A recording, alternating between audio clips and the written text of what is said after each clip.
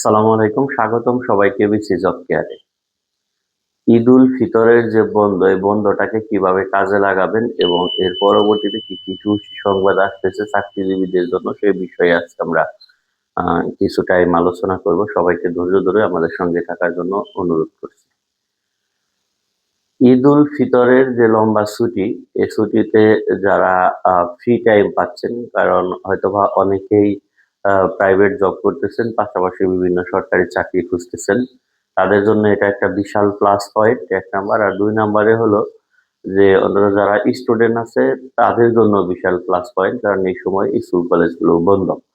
তো এই ফাঁকা বন্ধের ছুটিটাকে এনজয় না করে আপনারা একটু নিজেদেরকে পড়ালেখায় যদি ব্যস্ত রাখেন, নিজের যে সিলেবাসটাকে যদি গুজগাছ করেন। আর ঈদ পরবর্তীতে অনেকগুলো পরীক্ষা হবে, যেমন আলোচিত বাংলাদেশ বিদ্যুৎ উন্নয়ন বোর্ডের অথবা ঈদের দেখা যায় যে ঈদ তো আপনার 23 তারিখে যদি ছুটি শেষ হয়ে যায়, এখানে আপনার এপ্রিলের প্রথম মাঝামাঝি বা শেষের দিকে হয়তো বা বাংলাদেশ বিদ্যুৎ উন্নয়ন বোর্ডের পরীক্ষা অনুষ্ঠিত হবে।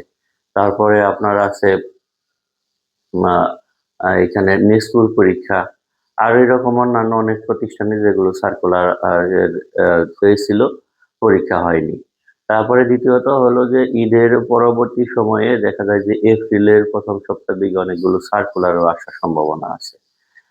পল্লী বিদ্যুতে বলি, ডেস্কো বলি, ডিপিডিসি বলি, আরো এর বিদ্যুৎ সেক্টর সহ অন্যান্য বিভিন্ন সেক্টরে।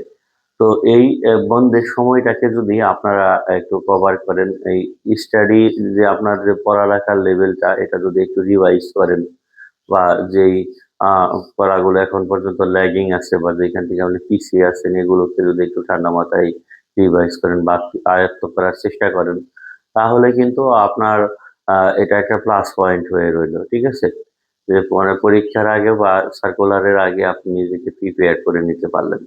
এবং যদি অসমাপ্ত নোট থাকে, মানে নোট সম্পন্ন হয়নি, তাহলে আপনি নোট করে নিতে পারেন। আর দ্বিতীয়ত আর একটা কথা হলো যে আপনি যদি এনজয় করে লাইফকে এভাবে, মানে লাইফের যে এইম, সেটাকে যদি অর্জন না করতে পারেন, তাহলে এই এনজয় কিন্তু এক সময় বিষাদ হয়ে দাঁড়াবে।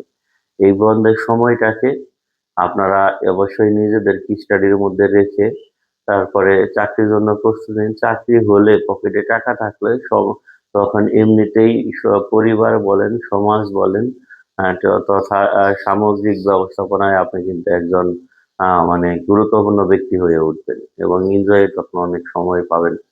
সময় না পেলেও দেখা যাবে যে এর নিজের তখন একটা গুরুত্ব থাকবে আর কি। তো সবার প্রতি বিনীত অনুরোধ এবং সবার জন্য শুভ কামনা। আল্লাহ হাফেজ।